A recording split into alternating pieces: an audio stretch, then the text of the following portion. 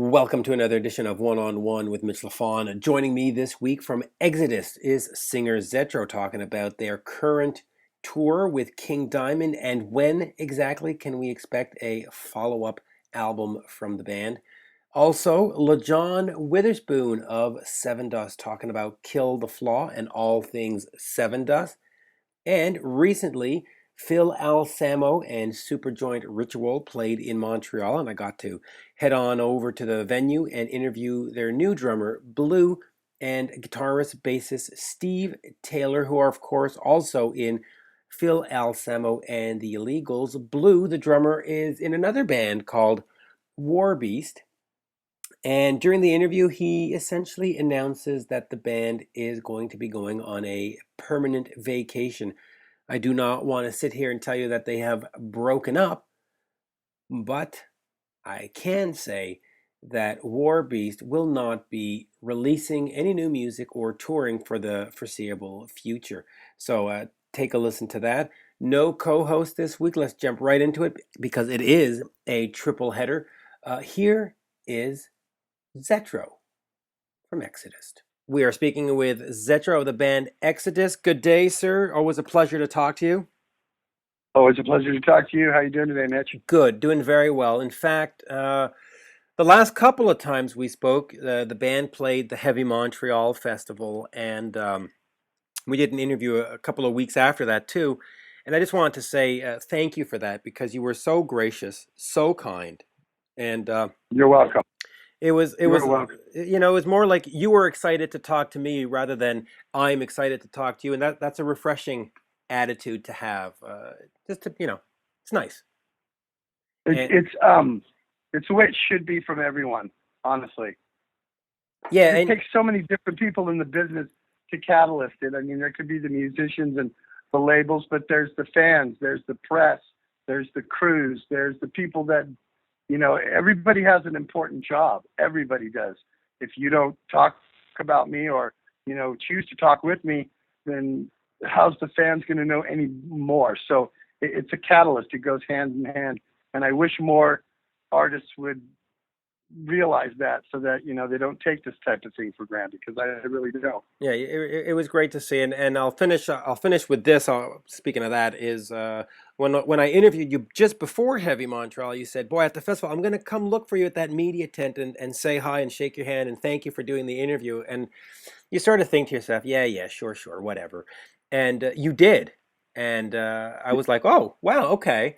That's so much respect for keeping your word. I was very impressed with that. I'm a man of my word. I've always said that.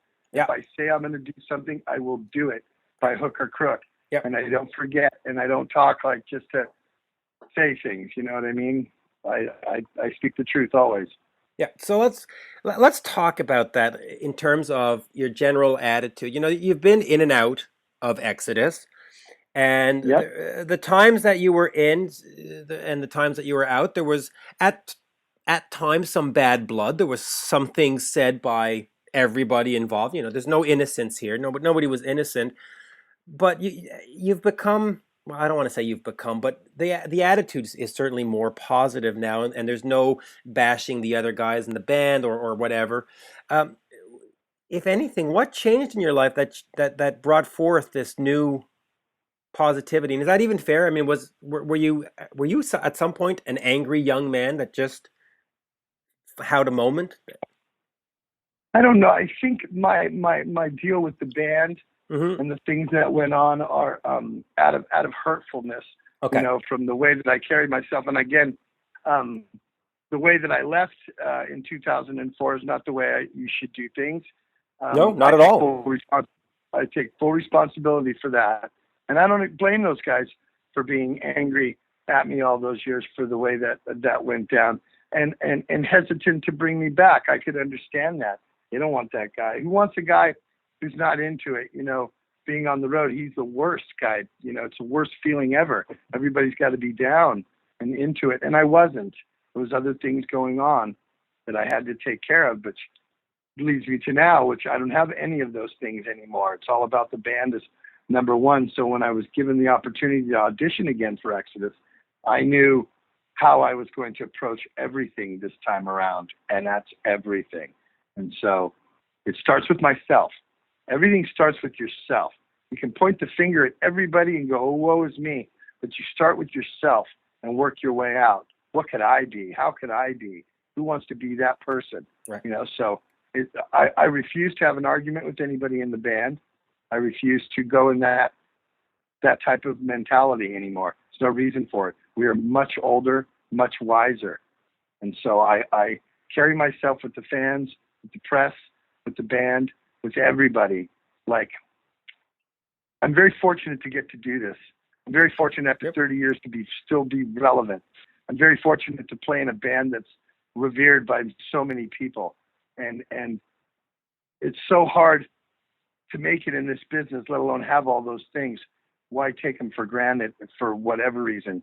So I am fully, you know, every bit of the bands, the crews, the fans, everybody, the photographers, the journalists, anybody who has a piece of it, the publicists. I want to make it a great experience for everyone, you know, so from myself. Regardless if anybody else does that or bands don't carry themselves like that, I do. And I will always be that way. And I don't see myself changing ever for that. Right. That's, to me, that's the way I want to be, and I want to be remembered. But was there so I don't. Go ahead. I don't know if there was a moment. Well, I know what you're going to say. yeah, was there an epiphany where you just sort of looked at your kids and went, "Oh yeah, come on, there's more to life than just a band. You got to be, you know, no epiphany. It just maybe age, I guess. You just sort of go, eh. I don't know. I think the way it went down in 2004 was I had another responsibility I needed to take care of. Right. And you don't have children in life and be able to have somebody else bring them up or whatever. I chose to have those children for whatever reason, and it was my responsibility to make sure that they're productive members of society. So those years that I was out, the 10 years, even though I was doing DDP and Tenet and Hatriot and all these other little projects, I was taking care of what needed to be taken care of that I had brought on myself. Now, those are all out and have been gone for a while. So again, when it came back to me, I embraced it fully, took none of it for granted whatsoever. So that's why I think I'm really more immersed into it now than ever. And I do realize, you know, what it is that I have and what I had, and that I don't want it to go anywhere this time. Right. And that I'm fully committed to this and for the duration and the long haul, and that I'm not going anywhere. And the way to do that is to show how involved I am from every aspect of it. And my life is immersed in this. Exodus is now number one again. Music is now number one again. Don't stand in the way of it. It'll run you over. So I think that's where it was in the 80s. It's back to that point again. Which is a good place to be. Now, the last album was Blood In, Blood Out. You had Andy Sneap, who did some work on it. Chuck Billy was there. Kurt Hammett came in and did a cut or a solo. The band sounded great. The album was well received. Where are we in terms of new Exodus material? Haven't even looked at that yet. We're still very much pleased with touring and being able to tour on Blood In, Blood Out. It's now just been a year that the album's out. Tomorrow, the 14th will be a year. And I think we still have so much shelf life on this record left. We have a full stage tour with King Diamond booked, South America, 2 times in Europe. So things are going really well for this record cycle. And I think that's a credit to the music that was written and the performances by everyone. But we've also got to look at the fact that one of our guys also plays in another band. Right, Gary. Just released a new record. And he is, probably the main songwriter. So we haven't really all got down and talked about it because we know there's still a lot to do. But I would think personally that by the end of 2016, we need to start writing songs then. Well, okay, so let me just talk to you then about Gary. Then he is doing the Slayer thing. How does that work into the whole Exodus plan into night? Because you're doing the King Diamond dates, then you're doing Europe. Um, are you sort of booking things around Slayer, or at some point do you bring in No, an? no. No. We have another guy. Okay. He's come in. Craig and Lum is Gary's Oh, right. Gary's stunt double, and we use Craig, and and so we're. I think you can't look at any person being bigger than the entity itself, and Exodus still needs to work and carry on as well. And Gary knows that. We have his full blessing from it. So that's why, we bring Craig in and we don't even hesitate it. We just book it. If Gary can make it, great. If not, Craig will come in and do it. And that's just kind of, and it's understood by the fans. They get it. Right. And they like, I do. I like Gary being in both bands. So I think that it works out great that way for everyone. So, Yeah. Is it possible that? Sorry, the connection on the phone is getting a little difficult. Can you still hear me properly? Yeah, sure. Okay, because I'm hearing like every other word. So, Okay. But okay, with the replacement in there for those tour dates, though, is it possible at some point that you could think of, let's make another Exodus album and not have Gary involved?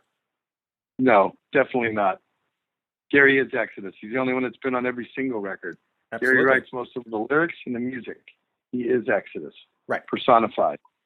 So that would be blasphemous and sacrilege to do without him. This is still his band, very much so. We know that, right? But does it complicate? Because I was just trying to get, does it complicate things though with Slayer? Because don't you want to be more active and get a follow-up done? Is it just, it is what it is, and let's just be happy? No, honestly, of course we do. Of course we do. Okay. And we're not done yet, but I think everybody thinks in the now, so we're still touring on Blood In, Blood Out. Right. And we'll have to see what happens in there, but everybody fully knows what this is, what it entails and what we have to do. Each of us have to do. It wasn't like, well, let's bring Zet, we'll do one last 10th record and see what happens. And try to, you always got to keep writing new music and always keep fresh. I think, it's part of the progression, and it's what makes a band stay tight and stay hungry is to write new music, new good music. Yeah, and I've always felt that way. In terms of writing new music, when you get to that point, how involved do you want to be in the writing process? Well, like I always was in the past with Exodus. Of course. I very much was involved in writing. I'm a lyrical writer. People know that. Yeah. So, I write all the Hatred stuff. I wrote all the DDP stuff. I've written stuff on the last 2 Testament records, and I've already written 4 for the new one. God. So I'm a lyrical guy. I write. Keeping busy. Let's talk about the tour with King Diamond. That's got to be exciting to go out with the King. Sure it is. It's an honor. Everything we've done in the last, since I've been back, has been great. Slayer, Suicidal, then the Testament run, now King Diamond. We're, kind of going back where we belong with all the A-lists and our boys. And we were very flattered that the King came to us. Didn't have a bunch of bands. He wanted Exodus on there. Right. So, which is great. And we have some of their crew works for us and our crew works for those guys. So it's kind of, an ancestral thing too. And to go out with the King is awesome. He doesn't play all that much. So to do a full-blown tour with him in support, and then him playing Abigail is just, that much more of it, So it's going to be it's great. It's great for the fans. Yeah, Abigail's one of those classic ones. Vocally for yourself, as we all age, things start to fall apart on us. What do you do to preserve your voice? Because, Exodus music, it's loud, it's aggressive, it's in your face. It's got to be tough on the vocals. Honestly, not to sound like a pompous ass, it isn't. I do it effortlessly, almost. It's technique that I use. I never lose my voice, ever. And we were doing 12 and 13 dates in a row on some of the shows. Since I rejoined Exodus, 135 shows. Now, that's a lot of shows, even in just over a year's time. Album recorded, everything. So I don't lose my voice. I know what I'm doing, and when it comes to that, again, not to sound arrogant, I just know the mechanics of what I do, and I know how to approach certain situations. If I can't hear myself, I know how far to push in my, how I feel. Even though I may not be able to hear what's being projected through my mic, I know it's being out in the front of the house. So I know how to deal with it on every level, and I know how to make sounds that my voice makes, the screams, the wincing, anything that I do. It's not done by accident. I know how to do them. There's a certain way I do it. And that's my thing. I mean, I'm very fortunate to keep my voice. I think to look at it, I'm singing better now than I've ever sung in my life. Yeah. Ever. What has changed for you since you've come back to the band in terms of your place in the band, the musical aspect of it? My place in the band, I mean, I'm the singer, the front man, the guy who does the interviews. Right. I'm very, I'm out front. You see me, that's the voice, that's the guy we talk to, that sort of thing. I'd welcome that in a big way. And I have no problem with that. I'm willing to do whatever it takes. I'll do all the interviews if that's what it takes. It doesn't matter to me, and do all the press and do whatever it's called for. And my take is, since I've been back, I want to take the ship and move the ship in an upward position, and maybe put the band where the band deserves to be in my eyes, And nothing against Rob or the third singer after the fact, but sometimes bands move on with people and lineups, and that hinders what's going on. I think the return of the voice that a lot of people identify the band with, especially, has it has that specialty to it. This is how the band was built. This was when they were initially out, what people bought into the band. So to change that dynamic of it is a big thing.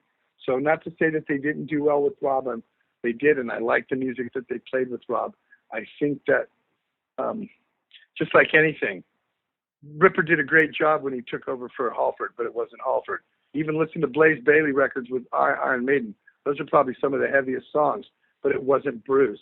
It just wasn't. And fans went along with it because they want to love the band. But as soon as those guys came back, the band's just, they got even more, deeper and popular, I think. And I think it just goes with originals. When the original guys are there, that's how they, especially the vocalist, it just feels like all's right in the world. And I agree with that in some, in a lot of respects. Do you think at any point you'd want to re-record some of the albums they made with Rob Dukes? No. Or some of the songs? No, that's sacrilege. I play them live.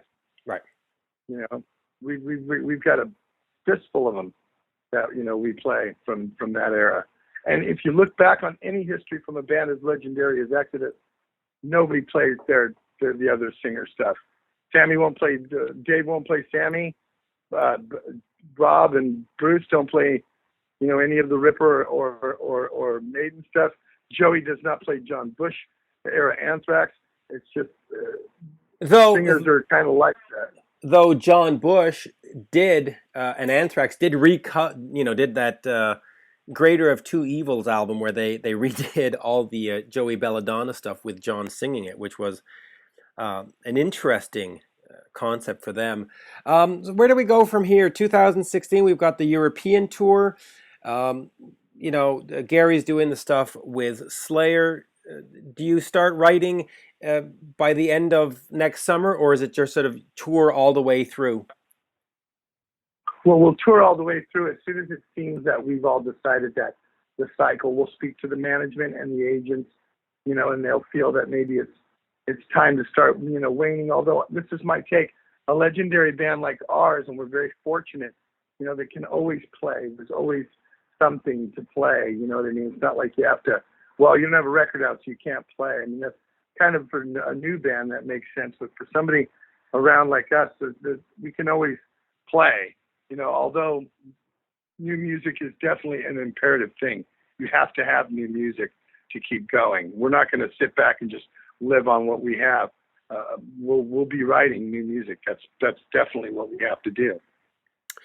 Continuation of Blood In, Blood Out, or do we take it to the next, or do we, try something different or bring it to another, try to expand what Exodus does? I don't think you sway away from the formula all that much. No. You just be true to yourself and your fans the way you've always been. Okay. That's what I agree with that. Zetro, always a pleasure. Mitch, thank you so much. Absolutely, and we'll definitely do this again soon. Yes, we will. Tell all the people that I'll see them out there on the road. Bang your damn head. Yeah, and get back out to Montreal. We need you back. Maybe Heavy Montreal again. That would be great. That would be great. I would love it. Definitely love that festival. A lot of fun. That was a great festival. Thank you. And there you have it, folks. My interview with Zetro from Exodus. Always love talking to Zetro. Definitely a man of his words. So that's always great to be a part of. Let's keep going. Here we go. Lajon Witherspoon from Sevendust. The new album is Kill the Flaw. It's been doing very well in the charts, actually. Never had a chance to speak to Lajon before, so this was a first. Very, very excited and very nice guy. In fact, we had a chance to chit-chat and text afterwards, so that was kind of cool. Here is Lajon Witherspoon. We are speaking with LJ from Sevendust. The new album is Kill the Flaw. LJ, before we get into that, I there's something I've always admired from you is your commitment to family, and not just the Sevendust family, but family in general. So let's start there. How important is family to you? Family's the most important, man. It's incredibly important now that the question's been answered again. I think about the Sevendust family, and it means so much to me. Our kids, everyone. What I was trying to say before is, we started. I was 19, 20 years old, and I remember being that 19-year-old, 20-year-old man singing and seeing the same age kid in front of me. I'm 43 now. I have 3 kids. I see that 43-year-old man that was the same age as I was in the front row, now probably hanging out with me on the side stage, but you know what's going on? His kids are in the front row. His kids, his grandkids now are at our show. It's a family affair all the way around, man, no matter what. Being involved with those people that I don't call fans, but I call family, to the people at home. Everyone that we've grown up with, Sevendust has turned into this this entity that it's all about families with us. I always say this: we don't have concerts, we have family reunions. Yeah, you really do. And by the way, you mentioned the 3 kids, and like I said before, and the reason we're talking in the past is because the Skype died on us and we had to restart. But I have a daughter named Jada, much like you have a daughter named Jada, and what a great name, right? Beautiful. And my Jada was named after my good friend Jada Pickett Smith. So it was kind of cool to have her out on the road with us around that time and build that relationship. And what better way I thought that was a beautiful name from her too. So that was why we gave Jada that name. Well, I'll tell you, our story is not as similar. My wife and I, we both bought Jeddas at the same time when we had the kid. Awesome.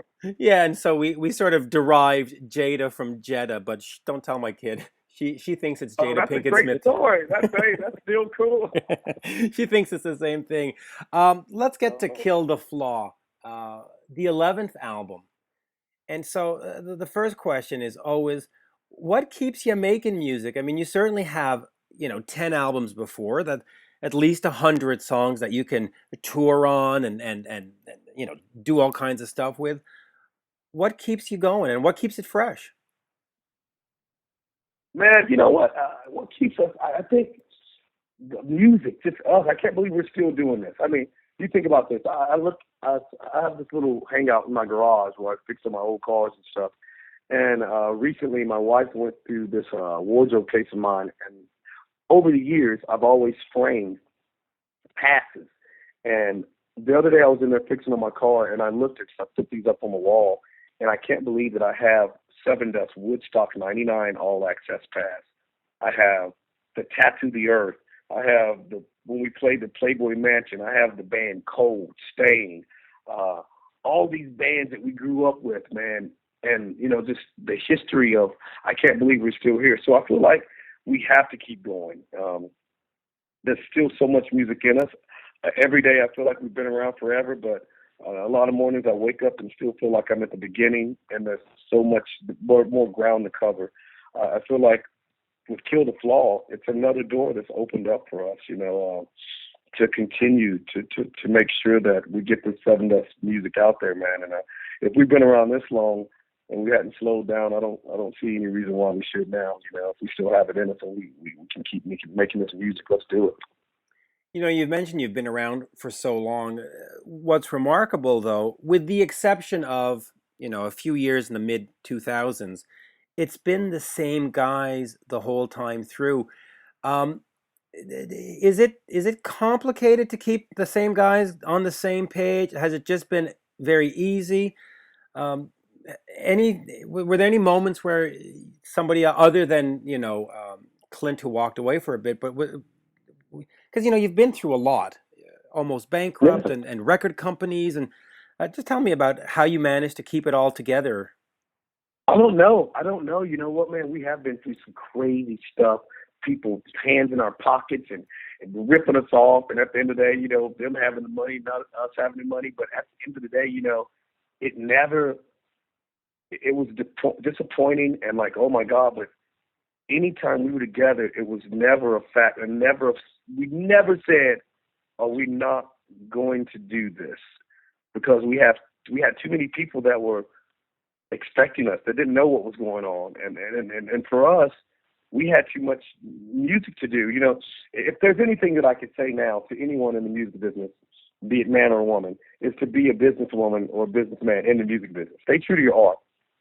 But that's the thing that we lost ourselves in, because we were such artists, we didn't care about, man. We thought we had made it. We got our first RV, not even a tour bus. You couldn't tell, oh man, we were done. You could put a fork in us. We did it. Oh my God. We're not even going back home for a year. Oh, that's all we wanted, you know, just to be out there. We were working. We didn't realize that all the money was getting paid to someone else. But it was never a time, man, where we said, we can't do this. And I think that's just because it's our passion. It's what we love to do. And Sevendust is, you know, even though it's been a lot of hard roads and it's been a dream come true with a whole lot of nightmares, man, but I think it's made me the man that I am today. And I can sit here now and say I'm very proud of, even if it's a legacy or maybe one day it will be, whatever it is that we've made, I'm very proud of it. You know, in 2006, when things weren't looking so good, and you had this sort of bankrupt, did you officially file for bankruptcy, or was it just sort of, you were sort of in financial difficulties? We were almost in that dire straits, but it got to the point where we were able to pull out of that. But yeah, we were getting ready to have to shut it all down and go bankrupt. Yeah. Right. And that was scary. But you know what? If we would have did that, then everybody would have left us alone. But, you know, we manned up and we did what we had to do. And we dug ourselves out of the hole that other people put us in by working hard and continuing to be that band that stayed in people's faces and, you know, and coming to your towns and really grinding down on what we needed to do. And at the end of the day, we were able to take a lot of those people away and then start our own record label where we were able to have the reins and, you know, have the control over things, man. That's when our life started changing, when we started looking into what the heck was going on. Yeah, and I do want to talk about Seven Bros as well, but what are some of the lessons learned from that? What steps did you take personally and as a band to avoid that situation again? Because obviously, you know, it's fool me once, shame on me, and fool me twice, you know, or shame on you, fool me twice, shame on me. Yeah. What were the lessons learned here? I mean, how do you ensure that by 2015 this doesn't happen again? Oh, we just have the right people, and we know exactly what's going on as far as managing our careers and you know, really having people that have the best interest of the artist Right. at hand. You know what I mean? Because you have to have that. We're not young. We're not no spring chickens anymore, man. I turned 43 October 3rd, even though I'm the youngest in the band. It's not like we were 20 years old and we didn't have responsibilities. And we have families, and not to have to talk about. We have everyday things that everyone else has. Like not to take away from the facade of we're not rock stars. Guess what? We're working gentlemen that happen to be in a band, and that is our job. Love it, but guess what? We have to do it. You know what I mean? I said something to someone the other day on the phone. I said, man, as much as I would maybe not necessarily have 16 cars, but I do like that song. I want to be a rock star.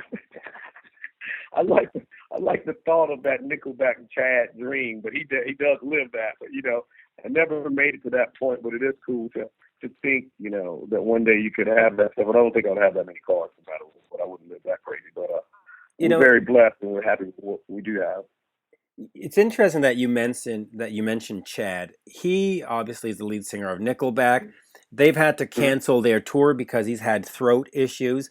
I heard that. Yeah, I mean, they canceled basically from June until 2016, right? They can't. The music that Sevendust does is very challenging for a vocalist. How do you keep it that you don't end up having throat surgery and canceling everything? Any regiment, or is it just luck? Yeah, I do my vocal exercises. I try to get rest. I pray. I think it's a lot of times it's a mental state. I studied judo for years and years, and I think that anything that you can, your mind and your body and soul together, and you working it together, I think you know yourself. And even on my worst days, I am somehow able to get it out there. May it be to the almighty rock gods. I don't know. But some days are definitely harder than others, man. But I can only say I just believe in moderation in anything that you do. And your body. I mean, we are. I consider ourselves professional athletes at times in a different light, but we are professionals. So sometimes you might take it to the limit where you break something, and we all do have injuries. But luckily for me, I try to. I don't know how. God knows. Only God knows how I do that, and how we make it through. Honestly, because some days I'm like, oh man, I might not be able to do it, and it kind of comes through. So thank the Lord on that. I'm knocking wood. Keep knocking on that wood, right? I don't know. My wife bought this table. It's got like some kind of weird diamonds in it. It's not real, so that's definitely not real wood. No, so I just pray, man, get my exercise, and I do my little vocal warm. I've done my thing. Someone tried to send me a vocal tape out with the la la la's, and I do those anyway. And I'm like, you know what, man? I sing a couple of Christian Baptist songs that I sang when I was in church as a kid, that I still sing now, and it warms my voice right on up, and I go out there and rock it. Let's go. That's the way I do it. Let's talk about Seven Bros record. The band set this up mostly as a vehicle for your own releases. What was the purpose in terms of setting up the record company? Why not just let Universal or Warner or... Oh, man, like we said before, we started realizing that we needed to take charge of things, man. And us businessmen were able to take this in our hand and then have equal partnership. And so let's do this and have Sevendust Records and hopefully in the future turn this into something where we can sign bands, And so that has been something that is still in the future for us. We just want to make sure that we keep we just want to get our legs up under us, back up under us after all the bad stuff. Let us have something. And that's what this is what we wanted to do when we wanted to go into Universal as a partner.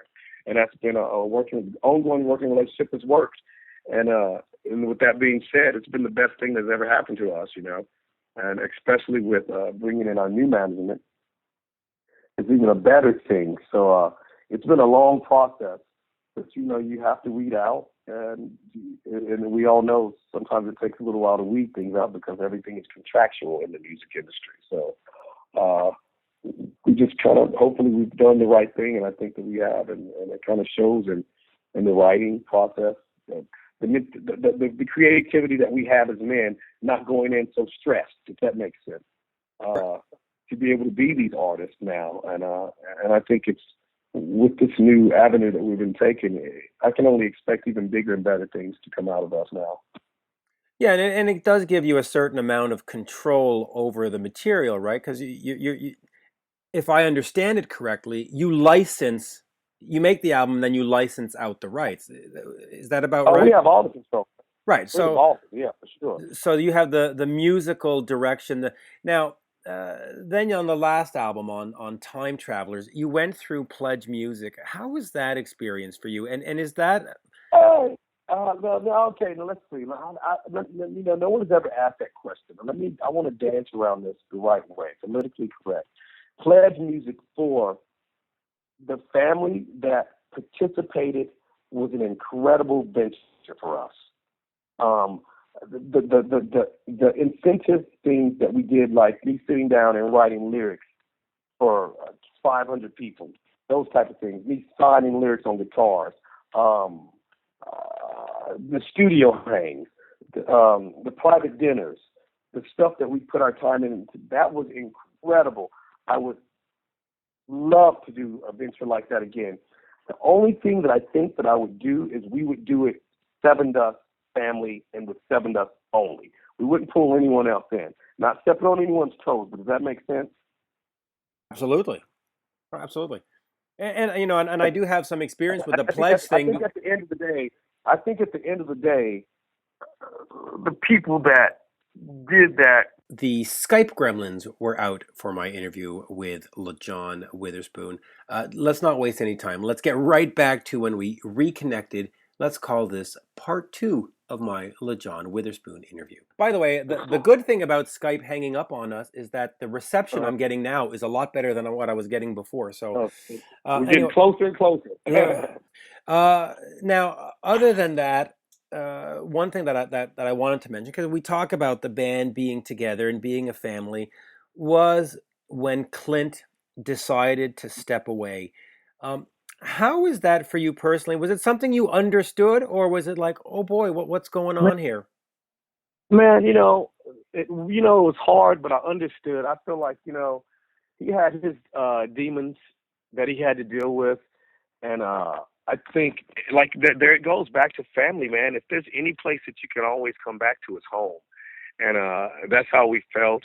And he needed to go do what he needed to do, man. And it was a sad time, but again, we didn't stop. We kept rocking it. We brought another Sonny Mayo, and we still went and rocked the world, went to Europe and everything. And it was always in the back of my head, that's my, like, Daryl Hall. I hate being John Oakes because I'm shorter. That's the only reason I'm shorter, but I'm Daryl Hall. He's my, That's funny. But you know what I mean? So of course. that was my guy. So when he finally got back and we had that weird initial running into each other, man, and we knew immediately how much we had missed each other, and it was like we didn't skip a beat when we got back in the rehearsal room and started jamming again. It was like, that's that sound that is the root to the seed that was planted. That's the garden. That's the one that's the one that we got the prize winning tomatoes coming out of. You know what I mean? In a sense. So it was easy to bring him back, but yeah, it was hard there for a while. It was hard to see him in other bands. It was hard to see him in Dark New Day. For me personally, I was never would have said it. I was very happy, but also, like, man, that was my brother. That was my band, So of course it was that angst to be at home at one time and to be off the Sevendust run and to be in my theater room at home and turn on TV and see Korn and then see Clint on stage with his face painted playing behind the band, thinking, wow, where's his head at? And I wonder if he's happy. And he's got to be happy. He's in Korn. They got like 16 buses, and what am I talking about? He's fine. But at the end of the day, doing that, he wanted to be back with us at home. So it's cool that it ended up with him being back, and it's just all right now. It really is. And what I find interesting is that you felt that, and it was only one guy that was gone for 3 years. And having been around for many years, I see a lot of the bands that I like where they've got completely new members, or they got just one guy in there, just the drummer or just the guitarist. Yeah.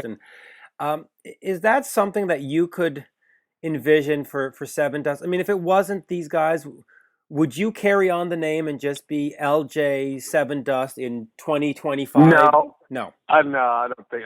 No. This. You know what, man? I think anybody can put a group of guys together and play music, but it takes this to be a band in my book. You know what I mean? It takes the going through this before I can say you're a band. You know, you have to really go through the things together and go through it. You know, you can't. You know, you can be whatever you want to call yourself as a band, and I play guitar and I sing and this, and we're a band. No, you're not a band. We've been through a million things together.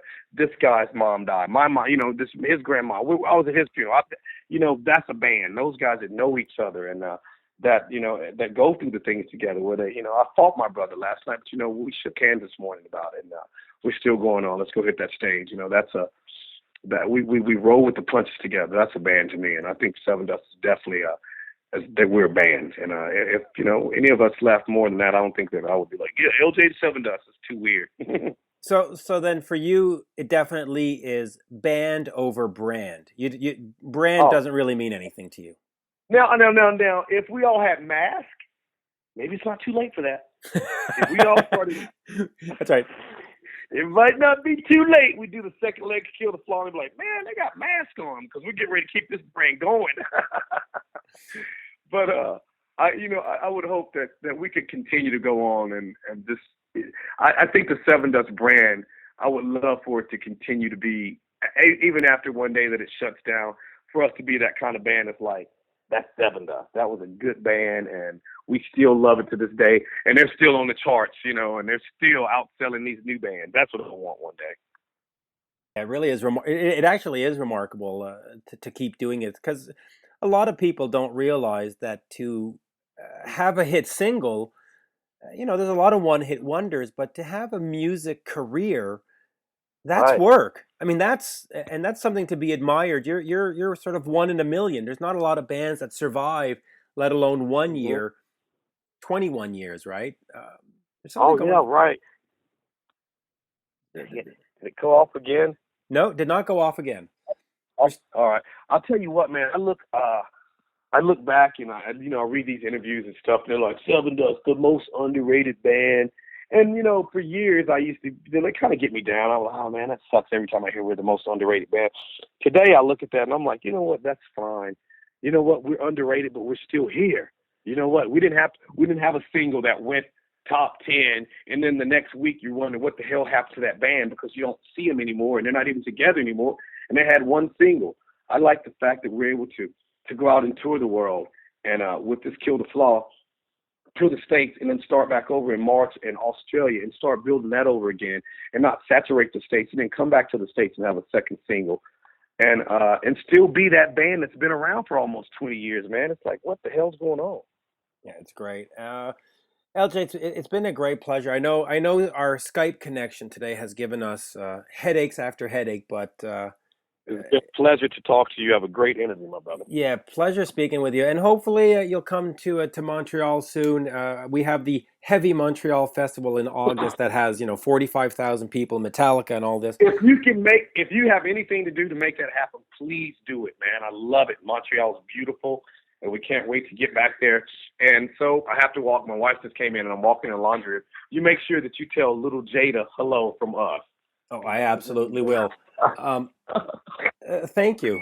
And there you have it, folks. My interview with Lajon Witherspoon of Sevendust. Neither sleet nor snow nor rain nor Skype disconnect will stop me from doing my appointed interviews. So we got Lajon done, and after that we had a nice show over at the Metropolis in Montreal with Superjoint, Ritual, and Danzig. And so here we are speaking with Steve and Blue from Superjoint Ritual, who are also part of Phil Alsamo and the Illegals. The interesting part here is drummer Blue essentially says that his band, Warbeast, is over and done with. Let's have a listen. Here is Blue and Steve. We are speaking with Blue and Steve of Superjoint Ritual and, of course, Warbeast. Yes, sir. Nice to have you back in Montreal. It's been a while. Last time was Heavy Montreal in 2013, 14. I want to say 14. It was last year. Yeah, it was last year. The end of the summer? Yeah, August. Yeah. So let's just talk about Superjoint first. How's this run going with Witch Mountain and Danzig and all that wonderful stuff? It sucks. It's been absolutely incredible. Probably one of the smoothest tours that I've ever really done. And it's just been awesome. The reception we're getting every night. Danzig's been on fire. And all the openers, you have Witch Mountain, Prong, and Veil of Maya. Everybody's really cool Great and bands. on point. And so it's been a lot of fun, you know, a lot of high energy shows, pretty good crowds for the most part. And shit, I mean, what more could you have in a tour? Just a solid package and everybody's fucking kicking ass and good crowds. Yeah. Steve, how about you? How's it going for you on this tour? Oh, it's going very well. Like Blue said, everybody's treating us golden, man, and you know, we come out and rip it for 40 minutes and we're done. So not much to complain about, really. Now, in terms of recording new music, are you guys working with Phil on a new Illegals album, or Phil and Sam on the Illegals, or Superjoint? What are we working on? We're working on all of it at the same time, man. So it kind of gets pretty cloudy when you're doing a couple projects at once. But yeah, we usually take advantage of the time when we're down there together and just start ripping it out, and whatever fits with what band, we just, you know, put it in that category. Phil loves having different bands all the time. Yeah. Blue, let me ask you about Warbeast. You guys, back in, I guess, March, announced two new guys. Yeah. A 20-year-old and a 17-year-old. Tell me about that. I mean, that's some youth going on right there. It was really kind of weird the way it came about. But Drew Shoup, our 20-year-old guitar player, he's originally from Texas, moved to Colorado, and he messaged me and basically was like, "Man, Warbeast is my favorite band, and I know you guys are looking." And I was like, well, the only way this is going to work is if you send me some videos of your stuff. And that's what I told anybody who wanted to try out for the band. I need to see what kind of dedication you want to bring to it. So he sent me some videos, and he was just absolutely fucking killing it. And at that point, we were kind of in a weird, you know, it's really weird when you're two members down and somebody says, I'm willing to move and upend my life to come and jam with you guys, because we were having issues with, you know, tours and stuff like that. And so there was kind of this real big gap, and this big scare for me is I didn't want this guy to commit to us when us not to be able to commit to him by doing shows and performing. But man, when he came down, it just really ignited the fire again. And Bruce Corbett's stepson, Lyric, he's 17. He just turned 18, and he's, I mean, pretty much what's the word I'm looking for? He's just a prodigy. I mean, he's absolutely talented, and you know, it was weird to think that these two young guys would be able to come in and fit the mold and do the job, but that's basically what I did. And once they came in and they showed us what they wanted to bring to the table, it really, like I said, it ignited the fire again, and it was cool to play with some guys that were, I mean, 10 times hungrier than I thought I was, especially now, you know. And so it was really cool to have these young guys come in and step in and fucking kick ass, man. And they're doing a great job. Well, let's talk about that fire. The last album was in 2013. Yeah. Where does that put us in terms of new material? Fire enough to record new material? We had been working really hard on trying to come up with some new material, but there was a lot of personal issues going on with the band. That was one of the reasons why I was really hesitant to have Drew come down. As of right now, I'm kind of on a little hiatus from Warbeast because we're still doing shows, live stuff, but with Superjoint and Metro Ganga, which is another the death metal project with Philip, and then the Illegals, it just made sense to not spread myself any more thin than I am now. Right. And we just really felt like we were trying to force the pieces together, like I said, because of all of our personal issues. And then Drew, the new guy that came in and started slaying on guitar, he actually cut his hand in a horrible blender accident. Oh God. And it wasn't on, but the picture of his hand went viral and everything. So he made all this effort, came down, got hurt. So we're just taking some time off and trying not to force it. And but it's been tough to try to come up with new material for that project because we were 2 members down, and when it's only me and Scott Shelby, that's basically how Destroy was written. He had ideas, and it was me and him for 4 months in a room, and then Bruce would come in when we felt like we had a song structure and start doing his thing. But that was pretty much it. It was us 3 that wrote that record, and to me, it started weighing on me because I can't write for shit, and so it just kind of sort of felt stagnant.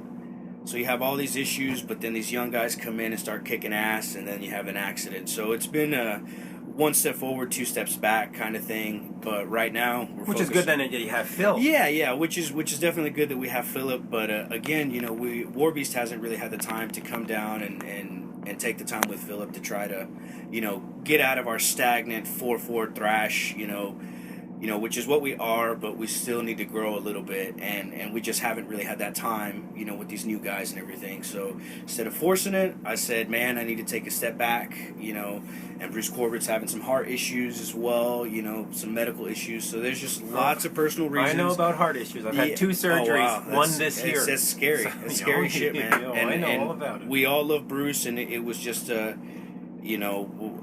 Mike Scascia, he passed on stage, and so there was a lot of weird juju for a minute where me being at home, I just was in my own head, and I was like, look, I need to take a step back. We all need to take a step back. Just take a fucking breath, and we'll start fresh when we can. And so far, I mean, the relationships that I have with all my guys in Warbeast, it's awesome. I love all my brothers, and we're just taking it easy right now, not trying to force it, and hopefully soon we'll be able to come back and bring the fucking thrash. Is there a point where you say, maybe I need to walk away from Warbeast and just focus on what we're doing with Phil? Yeah. Which is pretty much what we're doing now. Yeah, what we're doing now. Yeah, I still have 1 or 2, live shows, like a Thanksgiving thing with Marzi in Heaviest, Texas, November 21st in Houston, and then I think we have a New Year's Eve show that we're gonna do just to have some fun. But other than that, not committing myself to really any more shows with them as of now, because like I said, I want my guys to come back stronger and ready. I don't want to come back hobbling. Which makes sense. So you got to come back strong. You can't come back sort of half-assed and then we walk off. We don't have a record. We don't have anything. So as far as playing shows, people love us and they want to see us, but we want to give them more. I want new designs, new this, new that, and so instead of forcing it all, take a step back, let everybody chill out, regroup, and then we have the next year we can figure it out, and do it right, do it the right way. And Steve, I don't want to be ignoring you over there. No, I'm good, man. Other than Superjoint, are you going to be involved, and the Illegals, are you going to be involved in any of the other stuff Phil is doing? I'm in Metroton and Ganga also, so yeah, I'm in 3 projects with Philip also right now. So. Which is great. And so, how much do you contribute to what Phil is doing? He seems to be sort of a one-man act to me, where he sort of writes and does everything, and then, is that correct? Yeah, mainly for the legal stuff, that's a lot of his riffs. We'll contribute here and there where we can on certain parts. Superjoint,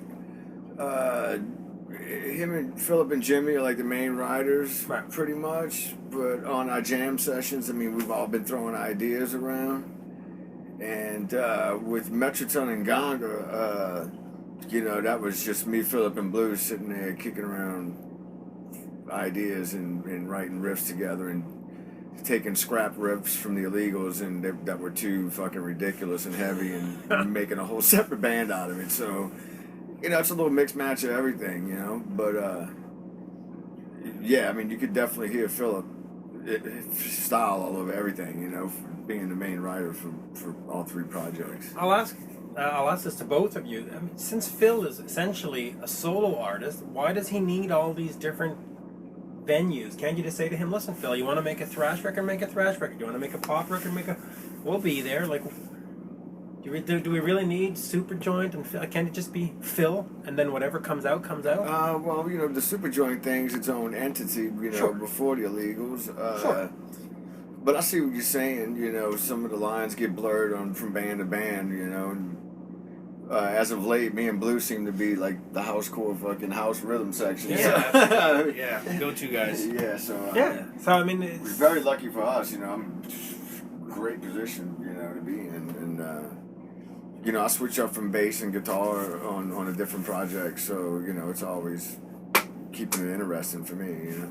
I've always just figured, you know, why not just call it, this is Phil and Salmo, and Yeah. these are my guys, Yeah. and this record is going to be this style, and the next one will be whatever it'll be, and... Well, we're doing that with the illegals. I mean, so far, I mean, Right. this new record sounds completely different than the first record. We're having some lineup changes. Right, you just changed guitarist, wasn't it? Yeah, we have Mike De Leon on Right. guitar, and I'm either going to move to guitar or stay on bass and get a second guitar player. So we got some restructuring to do there, but you know, the main core writing, rhythm section, whatever, it's all intact. So you know, all we need to do is add another element, and we're good to go. And you know? that's a great lineup. I saw the band at Heavy Montreal, like we said, and that was just a great show. In terms of coming back to Heavy Montreal or coming back to Montreal with Phil, not under Superjoint, is that a possibility? With the illegals. Yeah. I'm sure it is. Oh, yeah. We had a great time last time we played there. I'm sure, you know. It's a great festival. If we're invited back, I'm sure we'd love to play. Yeah, and any incarnation of Philip, and like Steve was saying, you can see where the lines blur, but it's been it's all for the man. You know, it's been kind of weird to try to make these, you know, transitions, but like Steve said, we sort of started writing and then picking and choosing what should go where, and like the Metroton and Ganga stuff, it's really enigmatic, but it has this character, and that it would be too extreme for the illegals, and we just wanted to completely separate it because we want it to be its own kind of monster, because we don't know if we're going to tour that. We don't even know if there's a full lineup. We just know that we had fun creating this monster, and that's what we like, and it's not the illegals. And with the illegals, like, you're right, you know, Philip is a solo artist, and he can sort of carry it all himself and have players come in. But the biggest thing, and I think Steve is selling himself short on as a writer, is the bits and pieces that Steve has contributed, and it's really made it go from, you know, we had these ideas and then we have all these ideas. So it's been great to just hammer it all out and try to create different vibes and different elements, and, you know, take advantage of our time together jamming. So it's if we could do a tour of all separate projects, I'm sure me and Steve would probably like to do that. Yeah. That way we could just fucking... Yeah, and I just meant like, that in here. the sense that you look at a band like, for example, U2 or even Madonna, where they change from album to album. They change their spots, but they're still Madonna and U2. And I just sort of said, well, you know, Phil can do that. Why can Phil just be Phil? He can, but I think with the illegals, it was like... the first record, he had a lot of it written himself already. Right. And with this record, it's leaning more towards the illegals as a unit, because... Oh, and I wasn't discounting your involvement. Absolutely not. Absolutely not. And I totally get it, but for me personally, I feel like we've melded as a band, as a unit, and it's more of a band vibe, so now... we're not just depending on Philip for everything, even though he is the master and he's got incredible ideas. He's the poster boy. Yeah, absolutely. But it's been making it that much easier because he can turn a riff out of nothing, which is basically like me and Steve having a noodle, and he fucking comes and makes fucking Alfredo out the motherfucker. So it's crazy. And at one point, you know, you're like, what the fuck are we writing? And then then you go back and listen to it, and you're like, what the fuck did we write? That's awesome. So that's pretty much the vibes on the new Superjoint, the new illegals, everything. We're a lot more comfortable with each other. We've grown as a band, and I think you're going to be able to hear three bands. Yeah, we've grown, but that's the thing. Yeah, well, that's how the third band came about. We were, you know, me and Blue were getting together at my house writing riffs to present to Philip for the illegals, and, you know, we came up with a couple pieces. Philip had a couple pieces, and then when we all got together, it was just too dark and just ridiculous. Yeah. Philip couldn't stop though. Yeah, so we just had to keep on going, and we just made a third band out because it's just so horrible. You know what I mean? I'm looking for the triple bill tour with you guys open for you guys, we'll open for you. Yeah, that'll be great. But no, you know, it's always a pleasure. And seeing Phil out there still doing it, and seeing you guys too. That show, like I said, Heavy Montreal. The one time I saw you, it was great. It was just great. Yeah, I mean, it's great. I feel, you know, completely blessed to be here doing this with, you know, my brothers and shit, man, and, you know, rolling like a family, and that's the vibe we have here on the bus, and that's, you know, just fucking killer, man. Absolutely. Thank you. Thank you for your time. Thank you, man. We appreciate you. Always a pleasure, like you said. Thank you. Always a pleasure. There you go.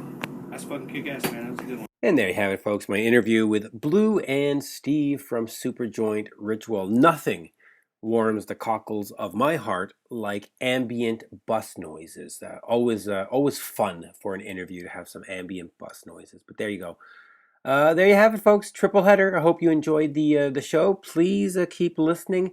Please, if you like this, head over to iTunes, Spreaker, Stitcher, TuneIn, iHeartRadio, and subscribe. The amount of subscribers is important to me.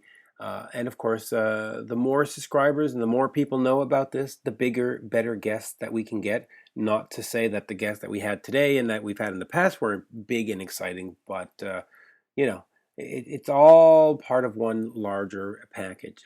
Thank you, folks. Make sure you follow me over on Twitter at Mitch Lafon. Head over to the One-on-One with Mitch Lafon Facebook page. And until next time, see ya.